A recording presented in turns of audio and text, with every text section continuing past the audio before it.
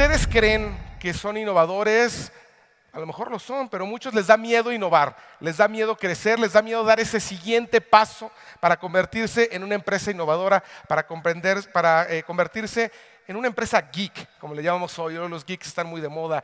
Y por eso quiero invitar aquí al escenario a Jorge Valdés Simancas. Él es el presidente de Evans. Él nos va a hablar de algo impresionante. Escuchen el título de su conferencia, es Transformación Digital para ser un empresario global. Sacúdete al empresario del siglo XX. Y me da muchísimo gusto que estés aquí, Jorge. ¿Cómo nos vamos a sacudir al empresario del siglo XX? ¿Cómo le entramos? Ya olvídate del siglo XXI, ya estamos en la segunda década del siglo XXI.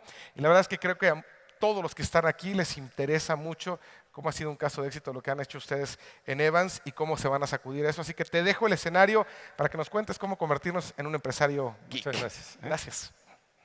Bueno, buenos días a todos. Vamos a tratar de hacer rápido la presentación.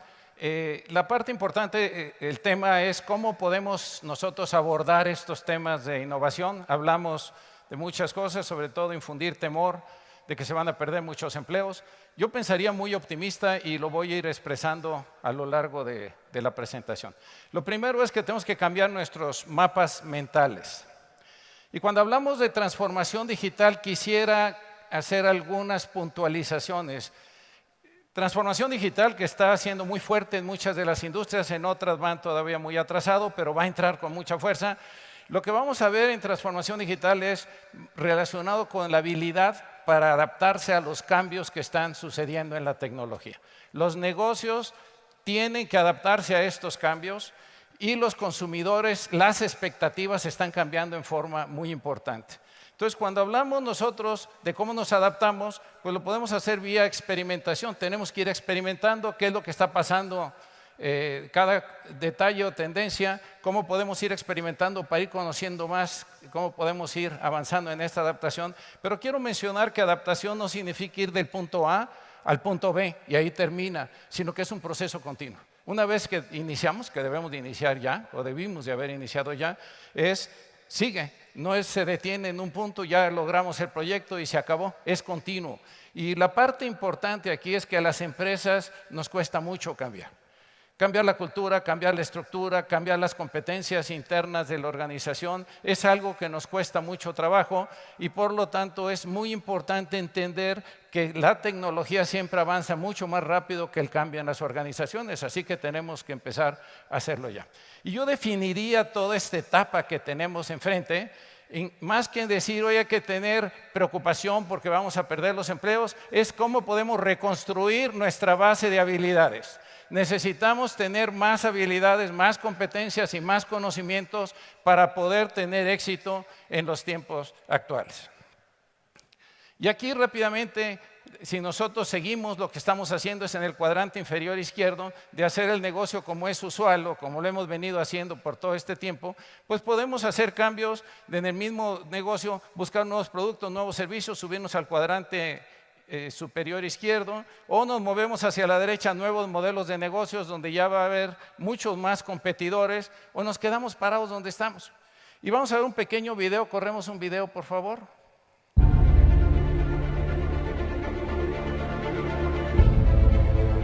Once upon a time, business as usual was often good enough.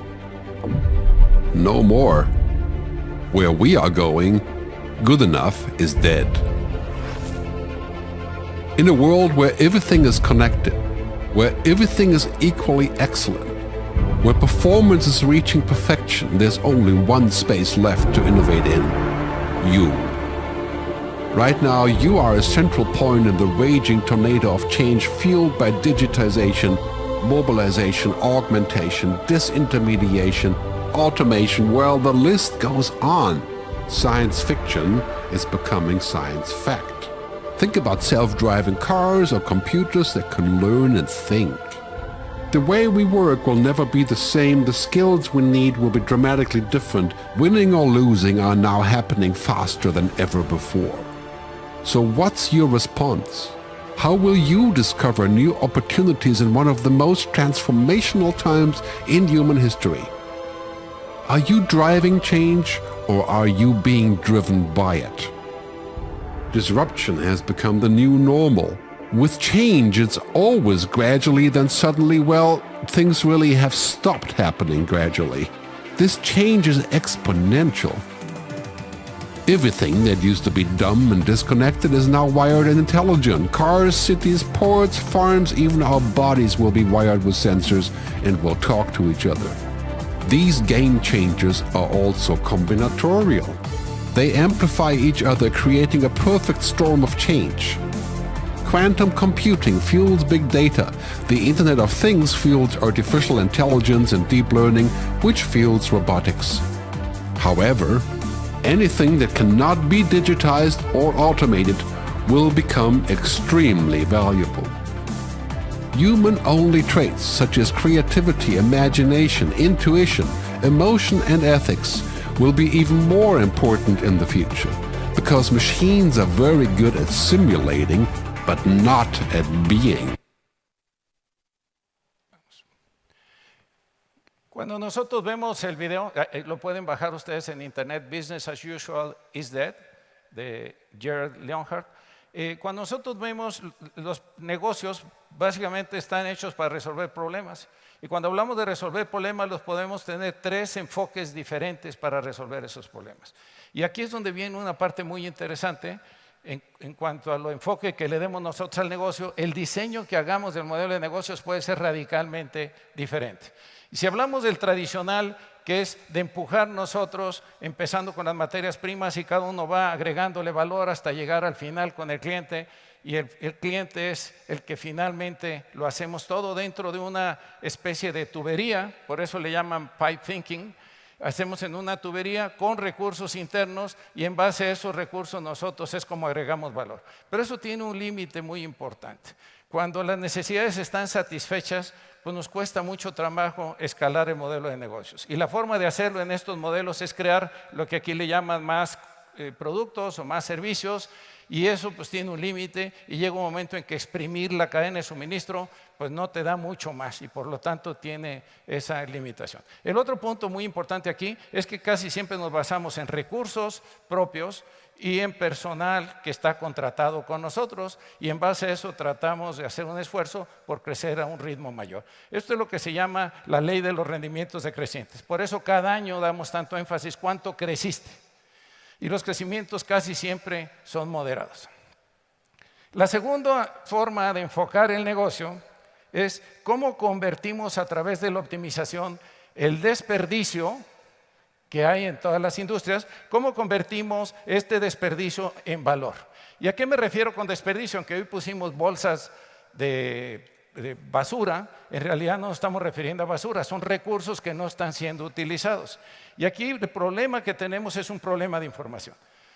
Al no tener información, empezamos a resolver, o lo que hacemos en la forma tradicional, en el primer enfoque, resolvemos los problemas de una forma muy ineficiente. Revise cualquiera de ustedes que esté en el modo tradicional, que es donde estamos la mayoría, y la forma en que resolvemos los problemas son extraordinariamente ineficientes porque no tenemos información. ¿Y a qué información nos referimos? Pues nos referimos que hay mucho producto, muchos servicios disponibles, pero no están siendo subutilizados. Entonces tenemos un problema de subutilización por esa falta de información, y aquí lo que tenemos que buscar es cómo optimizamos la distribución y el acceso. Y acceso lo voy a remarcar en términos de la falta de información. Más adelante voy a agregar otra limitante del acceso. Entonces, ¿cómo podemos nosotros buscar minimizar el desperdicio? Una forma es listar los recursos.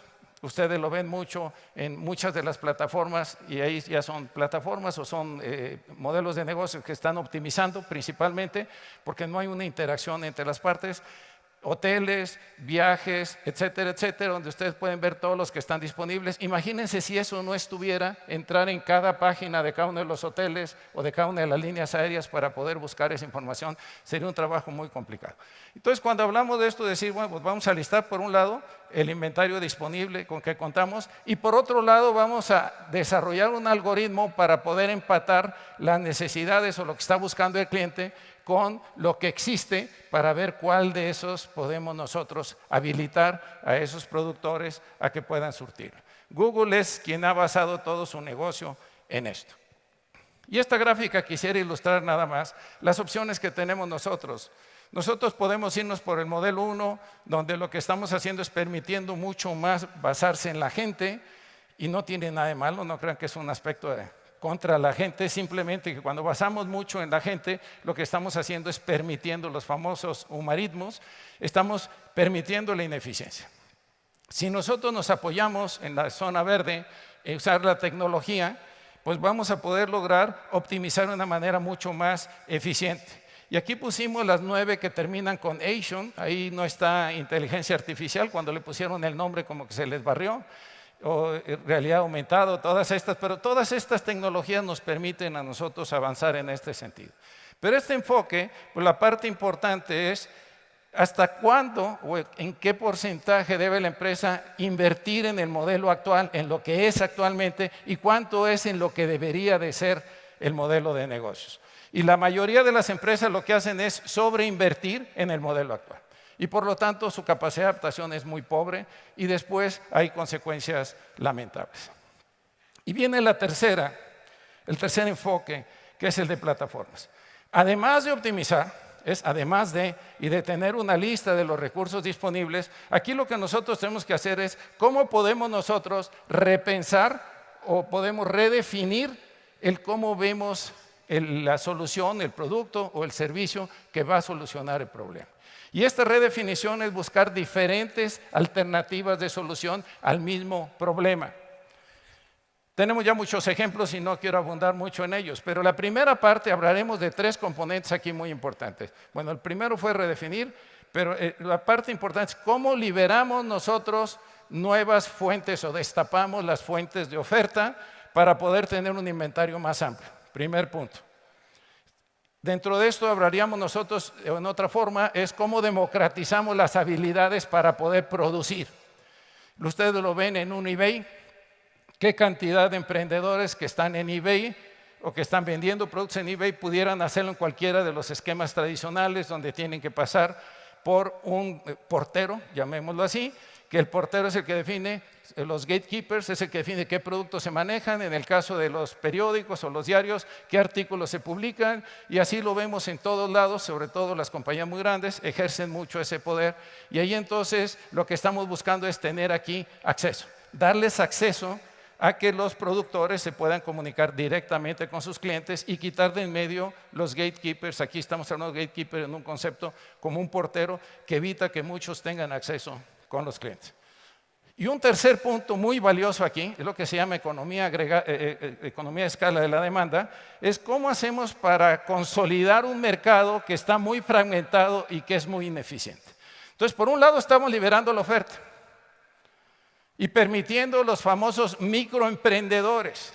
Y le llamamos micros porque normalmente no dan empleos, pero sí se autogeneran su propio empleo.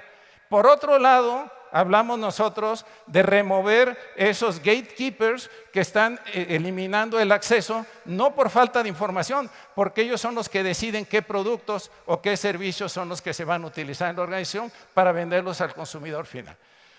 Y el tercero, y más importante todavía, es cómo podemos consolidar toda esa demanda que está fragmentada, está en muchas partes, y que a través de esa consolidación nosotros podemos tener un mercado muy importante. Y ustedes lo ven, el crecimiento cuando se da en estas plataformas es en forma exponencial. Y aquí el enfoque en plataformas es hacia afuera, hacia los ecosistemas, no hacia adentro. En el primer enfoque que decíamos, el pensamiento tradicional, estamos enfocados mucho en nuestros recursos, en lo que nuestra gente puede hacer, y pues eso es limitado. Aunque tengamos mucho talento, muchos recursos, es limitado. Aquí estamos viendo cómo enfocándonos hacia afuera podemos tener mucho más potencial de crecer y mucho más potencial de generación de valor. Y dentro de esto hay que señalar que ahora con las nuevas tecnologías nos permite un valor que se conoce como valor en contexto, donde ya no nada más cuando el punto de intercambio, cuando vendíamos un producto, ahí terminaba todo, sino que ahora ahí es donde empieza, para muchos otros de los productos y servicios, ahí es donde empieza el valor. Entonces hay una oportunidad, yo diría, enorme de crear valor, lo único es que tenemos que hacerlo de una manera diferente. Y la plataforma el objetivo de una plataforma no es funcionalidad, sino es habilitar interacciones para crear e intercambiar valor. Aquí lo pusimos simple de dos lados, productores y consumidores. Entonces, si vemos un ejemplo, los tres enfoques aplicados al mismo problema, el caso de las noticias. Yo quiero saber qué es lo que está pasando en el mundo. El primer approach, el tradicional, es pongan más editorialistas o más reporteros a conseguir más contenidos y busquemos nuevos canales para poder hacer llegar estas noticias a los clientes. El segundo, que es el de Google News, dice, pues tengo algoritmos que hacen eso y están viendo cuáles son las noticias que tienen más impacto y lo está acomodando vía un algoritmo que te ayuda para hacer eso. En vez de hacerlo en base a la gente, lo estamos haciendo en base a la tecnología. Y el tercero es el caso de Twitter. Twitter, en vez de que tengas que ser un escritor profesional que sepa hacer un blog, que pueda redactarlo muy bien, que hay poca gente que lo sabe hacer muy bien, aquí habilitaron que todo mundo lo pueda hacer con ese criterio de los 140 caracteres, hasta Trump lo puede hacer. Y entonces, vean cómo se ha redefinido con los tweets y los retweets. Podemos ver nosotros cuáles son las noticias que están teniendo mucho más impacto y pueden estar en tiempo real con un alcance mucho mayor porque todo el mundo trae prácticamente un celular y sacan fotos en el momento en que están sucediendo los eventos. Mucho más potencial, mucho menor costo, mucho más alcance y sobre todo lo que es muy importante, el mercado está consolidándose alrededor de un concepto de negocio, un modelo de negocios como el caso de Twitter. Aquí lo ponemos en palabras. Los creadores por un lado y los lectores por el otro lado. Es un ejemplo muy interesante. No he tenido más tiempo de informarme de él, pero creo que es la mejor plataforma que hay ahorita. No me quisiera atrever a decir que la mejor. Trabajo mucho con MIT Digital y por lo tanto les puedo decir Upwork para conseguir trabajo colaborativo en este momento creo que es lo mejor que hay. Entonces de las estructuras jerárquicas que teníamos antes muy pesadas, decíamos, oye, para poder en el mundo que estamos ahora de cambios, necesitamos estructuras más planas y ahora podríamos decir que son trabajadores en la nube, on demand. Quiero para un trabajo, cualquiera que sea la especialidad, cualquiera que sea la posición que quieran o el proyecto que quieran, se pueden contratar con esta plataforma de Upwork. Y lo vemos aquí, si ustedes se meten a su página, tenemos por un lado freelancers, estamos habilitando la producción de mucha gente que está ahí, que es un recurso que ahí está. En vez de sacar nuevos profesionistas, tratemos de darle trabajo a toda la gente que no lo tiene y que tiene talento y que tiene capacidad para hacerlo. Y por otro lado tenemos las compañías y en este caso bajo la plataforma de Upwork. Si vemos el caso nosotros de los celulares, si usáramos el primer enfoque, es construyan, agréguenle más funcionalidad, más novedades a los celulares y sigan haciendo más celulares y obsolétenlos cada año para que pueda la gente seguir comprando más. Y cuando la satisfacción cuando estamos satisfechos por algo, entonces generen algo nuevo para que entonces el estado deseado sea muy superior al estado actual y por lo tanto sigan comprando. El segundo es crear una app de comparación para ver alternativas y puedan ustedes evaluar mejor. Es un área de optimizar la información. Y un tercero sería lo que hizo Apple de redefinir. Ahorita más adelante pongo el ejemplo y el impacto que tuvo esto. Este slide me encantó. Lo había quitado y luego lo volví a poner por cuestión de tiempo. Pero lo que quiero, y creo que aquí refleja mucho de lo que en el primer video que nos proyectaron en la presentación, me gustó mucho ese video y decir el futuro es mucho mejor de lo que pensamos. Y yo veo enormes, pero enormes oportunidades en todos lados. Lo único, como dice aquí, que están disfrazadas como problemas que no tienen solución. Y eso es lo que tenemos que entrenarnos nosotros a ver con los diferentes enfoques y diferentes perspectivas los problemas. Esto lo dijo un ex secretario de Salud de los Estados Unidos. Si nosotros vemos cómo nos movemos del modelo tradicional al otro, bueno, las plataformas han existido desde hace muchos años. Los centros comerciales, pues lo que están haciendo es reunir consumidores con comerciantes o con negocios de retail. Lo que hacen los diarios es reunir a los suscriptores con los que lanzan publicidad que van dirigido a este mercado. Entonces, esto ha sucedido siempre. ¿Dónde está el cambio? El cambio es que ahora estamos cambiando con la nueva tecnología de controlar los recursos propios, a orquestar los recursos muy valiosos que están fuera. Esto hay un cambio importante. Aquí tenemos que empezar a pensar en ecosistemas y empezar a orquestar esos ecosistemas. El segundo punto es, en vez de enfocarnos hacia adentro de la empresa o hacia adentro de la cadena de suministro, vamos enfocándonos hacia afuera, a toda la riqueza que está afuera y habilitar interacciones entre todos los que están fuera, tanto productores como clientes.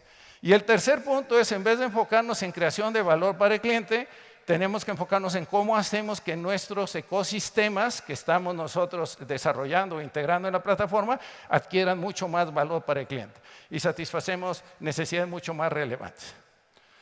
Este es el ejemplo cuando empezaba en 2007, los 5 principales fabricantes de celulares controlaban el 90% de las utilidades de la industria. Unos años después, en 2015, iPhone solamente generaba el 92%.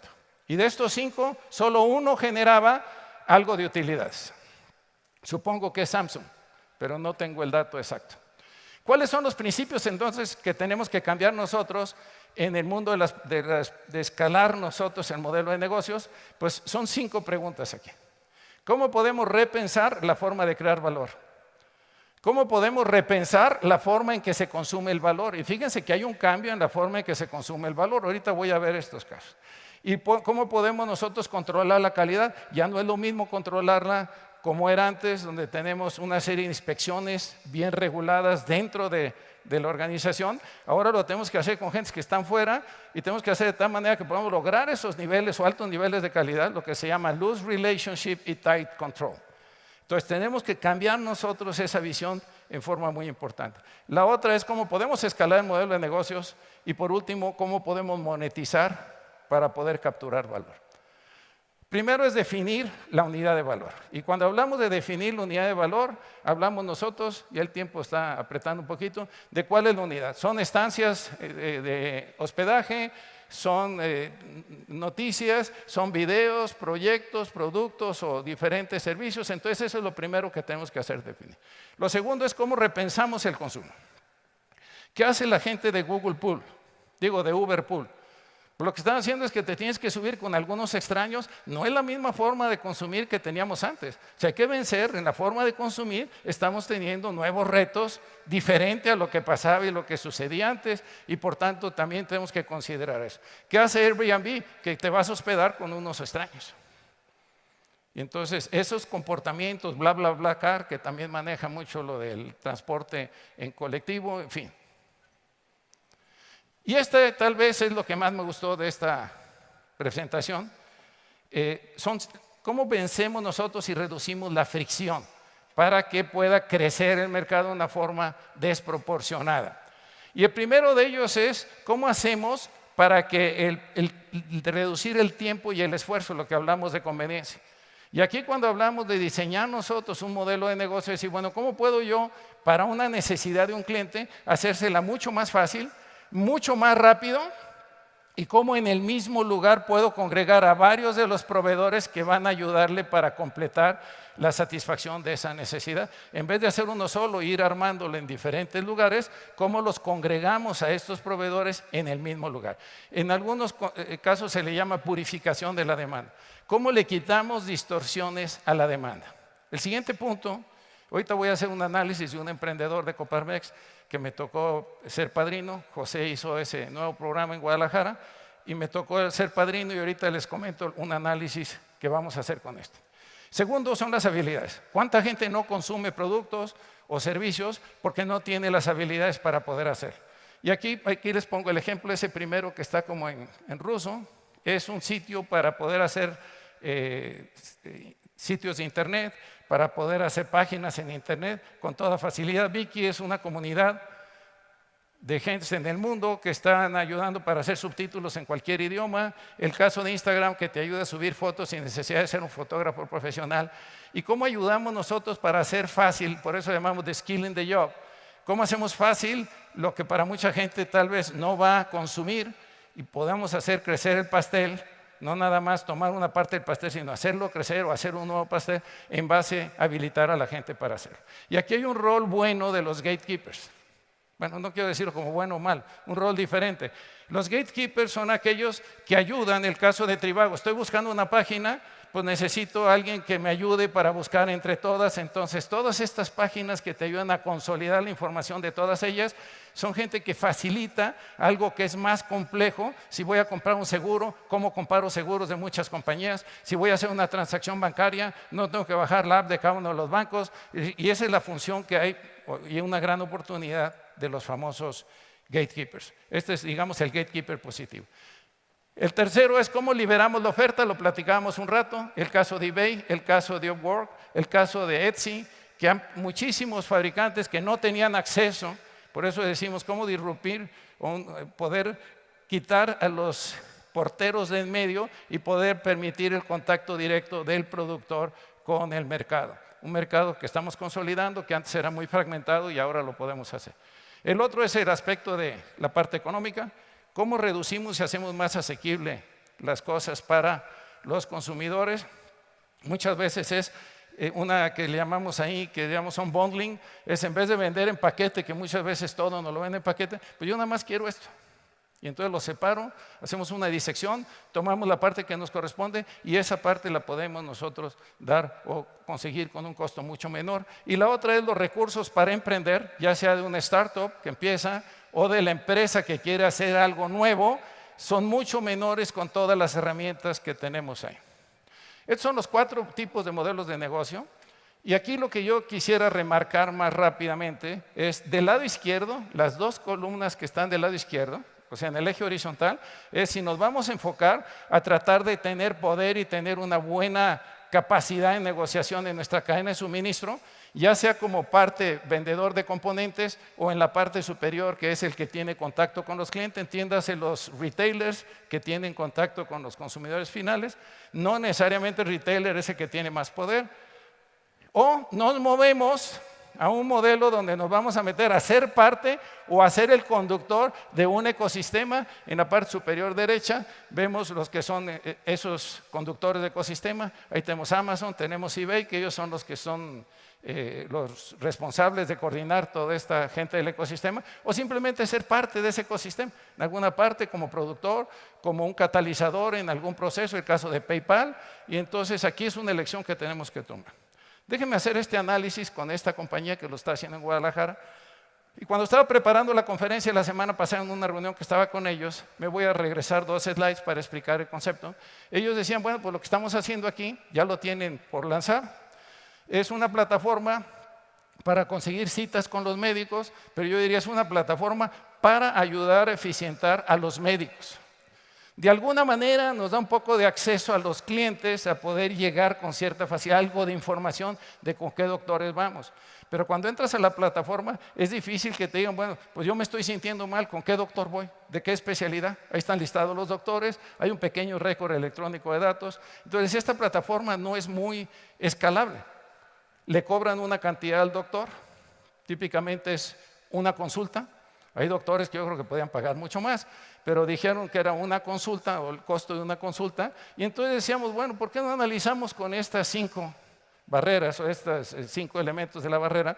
Lo analizamos, empezamos con ellos y decíamos, oye, ¿cómo le puedes hacer a alguien que tiene un problema de salud, se siente mal, que no sabe cómo puede o con quién debe de ir, hacerle las cosas más fáciles para conseguir un doctor y hacer esto más sencillo? Entonces veíamos nosotros, me voy a mover a la de la derecha de acceso, veíamos que de los que se reciben de medicina, cuando aplican para una residencia, solo se aceptan creo que el 6 o el 7%.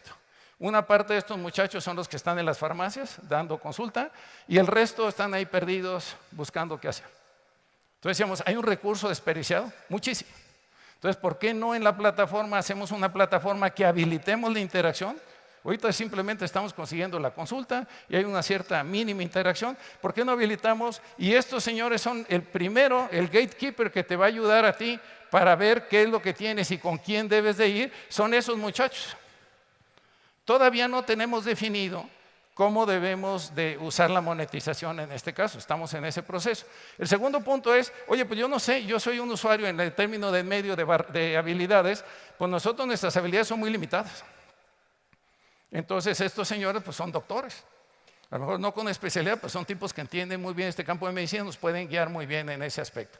Y como ellos, realmente podemos obtener costos mucho menores y servicio. No tienes que ir a un departamento de urgencias porque te sientes muy mal, cuando en realidad alguien te puede ayudar a solucionar el problema mucho mejor. Entonces estamos haciendo, habilitando interacciones, creando valor, liberando recursos que estaban de oferta, que estaban dormidos y que no están siendo utilizados. Estamos creando un impacto muy fuerte en la parte de empleo, etcétera, etcétera. Ellos se movieron del lado izquierdo, ahorita son proveedores, enfocados nada más en su cadena, con los doctores, cuando dijeron, oye, ¿por qué no ponemos las evaluaciones de los pacientes a los doctores y de los doctores a los pacientes? Los doctores no quisieron. Entonces no es una plataforma. Digo, esto están trabajando para los doctores. Pero ¿qué pasa si nosotros logramos congregar a todos los pacientes alrededor de la plataforma? El doctor va a venir y va a buscar participar en la plataforma porque le estás dando acceso a un mercado extraordinario. Entonces cambia mucho la forma de ver los negocios y se están moviendo hacia la derecha. Ese es el reto. Me van a correr de Coparmex porque tenemos que presentarlo el siguiente mes, pero bueno, vamos a presentar la primera etapa y nomás dibujar un poco lo que viene de lo demás. Esto es lo que es control de calidad. Me voy a pasar rápido en esto. ¿Cómo escalamos una plataforma? La plataforma la podemos escalar nosotros, hay 5 palancas. Este es un reporte que lo pueden encontrar en internet que se llama Pentagrowth, maravilloso, de Javi Creus, un español, extraordinario reporte. Vale la pena que lo lean, sobre todo todos aquellos que están emprendiendo. Es dependiendo de cómo conectamos nosotros a los usuarios, si vamos a hacerlo vía internet o vía redes sociales, es el eje que está en la parte superior central. Si va a ser por móvil, te va a dar mucho más. Mientras más nos abrimos hacia los extremos, estamos en mucho más posibilidades y potencial de crecer. O nos vamos a conectarlo por Internet de las cosas. El crecimiento va a ser mucho más elevado. Si los activos van a ser centralizados, es decir, una empresa es la dueña de esos activos y es la que está haciendo que ahí no sería una plataforma, sería lo que se llama un servicio digital. Si son centralizados, el caso de Zipcar y algunas que tienen autos y todo. Si son distribuidos, es decir, estamos incorporando en la plataforma productores independientes y esos productores van a aportar sus activos y el inventario lo estamos creciendo mucho sin necesidad de ser nosotros los dueños. El caso de Uber es un ejemplo de activos distribuidos, el caso de Airbnb, o que sean comunes. Y por otro lado, si vamos a darles a ellos el rol nada más de usuarios, cuando son servicios digitales lo único que podemos lograr es que sean usuarios. Pero cuando ya obtenemos nosotros lo que se conoce como un marketplace, voy a poner la gráfica ahorita, podemos hacerlos que sean usuarios o que sean productores. Y para terminar, este es un servicio digital, activos centralizados, no pueden tener el rol de proveedores, porque el proveedor es la compañía y por lo tanto la capacidad de crecimiento es mucho más limitada y la capacidad de creación de valor también es mucho más limitada. Pero si nos vamos a un marketplace, donde estamos nosotros habilitando, y esto sí es una plataforma, y nos vamos a esta plataforma y vemos nosotros que estos activos distribuidos, y eso habilitamos a que puedan ser usuarios o que puedan ser a su vez productores, pues esto permite un crecimiento de mucho mayor proporción. Esto es lo que creció Amazon en 10 años. Hay diferentes mediciones, tengo por ahí varios slides. Creció 2.491%, Walmart 48% en ese periodo, Target en 23%, Macy's menos el 12% y sigue bajando, y Best Buy va para abajo. Entonces, y la parte de monetización, para cerrar, quiero ponerles este slide. Hemos trabajado mucho en las diferentes opciones de monetización, pero quisiera ponerles este ejemplo de una compañía de transportes. En México, José me mandó una vez a un empresario de transporte, me dice, 85% de los transportistas tienen un solo camión. ¿Ustedes creen que pueden tener una estructura administrativa atrás? ¿Ustedes creen que pueden poner un sitio para poder estar conectando con los clientes?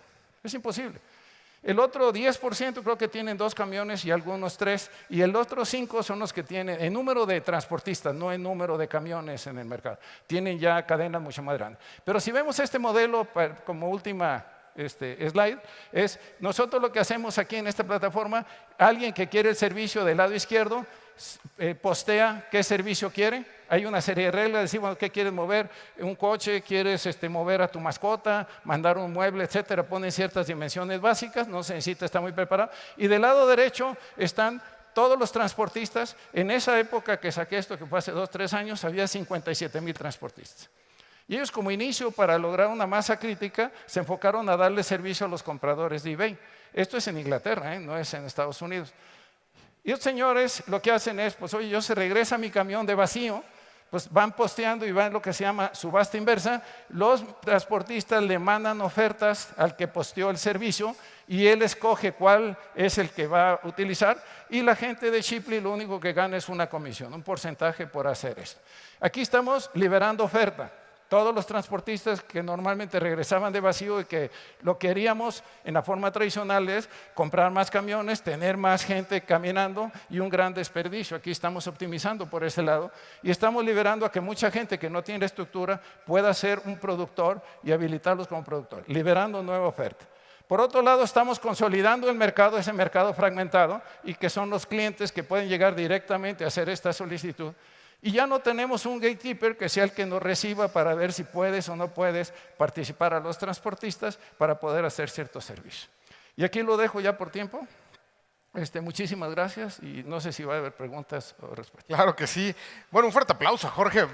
La verdad es que lo digo en serio y ahorita vamos a hacer un par de preguntas. Te pido que pasemos a sentarnos, pero creo que también muchos de ustedes se quedaron con unas ideas muy innovadoras, pero también ver empresas que de repente a lo mejor ni conocíamos, servicios que a veces escuchamos y que no sabemos cómo está su estructura tal vez por dentro, o a qué nos referimos con cuestiones como Airbnb, Uber, en términos de lo que son como empresa, más allá de lo que son en términos del servicio que dan.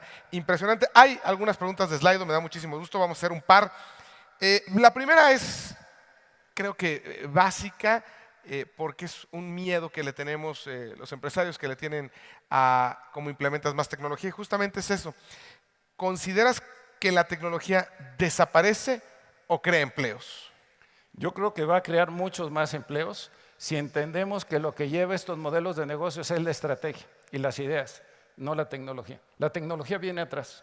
Sin duda, y les recomiendo a quien haya hecho esta pregunta, justamente hace un par de horas AP, Associated Press, subió una nota que van a poder encontrar en internet, que su título es "En Japón la tecnología no quita empleos". Léanla, es una nota muy corta, pero justamente es un reportaje que hoy se publica que habla de cómo la tecnología está creando empleos, está ayudando a hacer más productivas a las empresas y me parece impresionante. Échenle un vistazo.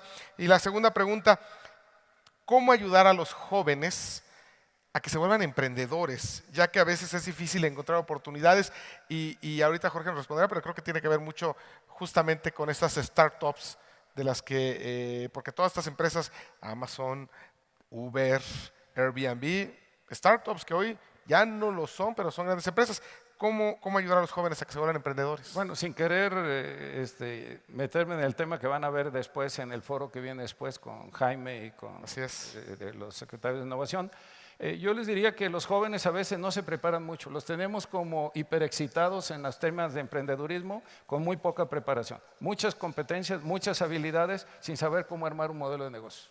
Entonces, yo recomendaría las universidades, Jaime lo ha peleado mucho en muchos foros, las universidades tienen que cambiar sus roles. Pues. Sin duda. Aquí me voy a echar encima a algunas gente porque yo estoy muy metido en ese término de universidades. Las universidades siguen enseñando lo tradicional.